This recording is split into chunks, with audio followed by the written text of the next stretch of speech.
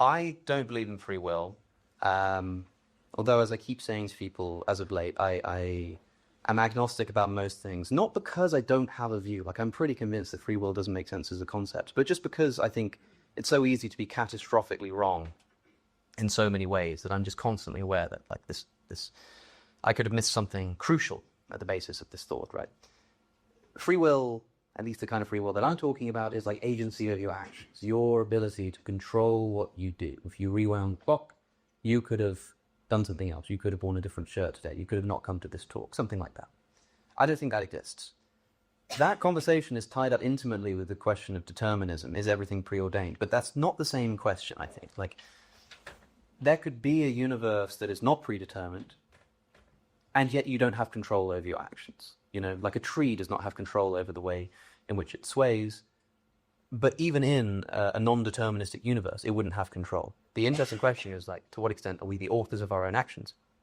And for me, there are lots of ways of looking at this, but a good philosophical entry point to this is to consider the behaviors that you do, any kind of action that you ever perform. You either do it because you want to or because you're forced to. Those are the only two options.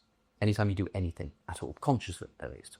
You do it because you want to or because you're forced to. Now, if you come to this talk, it's because you wanted to come to the talk or because you were forced to by some person or something. Now, you might say, okay, well, I didn't really want to come to this talk, but, you know, I thought that, like, it might be good for this reason or that reason, but I didn't really want to. You know, I went to the gym earlier, but I didn't really want to go to the gym. Okay, but we've got to be comprehensive in our analysis here. You didn't want to go to the gym, but you did want to be healthy. You wanted to stay at home and be lazy, but you also wanted to be healthy. Which of those things did you want more? Well, for a fact, we know that what you wanted more was to go to the gym, because that's what you ended up doing. And had the desires been stronger in the other direction, you would have done the other thing. So when you've got a choice in front of you and you're trying to figure out which one you want more, you don't so much decide which one you want more as you just find out. I mean, like, presumably most of you right now would prefer, if I gave you the option between having a strawberry milkshake and slapping your mother in the face, you would prefer to have a strawberry milkshake. And crudely speaking, I would ask you to try to want the other one. Try to make the other one more desirable. Not the same thing as choosing to do it. Choose to make it more desirable. You can't just do that. You can't control your desires in that way. It's like, okay, well, I could force myself to go and think about my mother in the worst possible terms and, like, try to compel myself to, and yeah, you could sort of control your wants that way. But you'd have to want to do that in order to do that.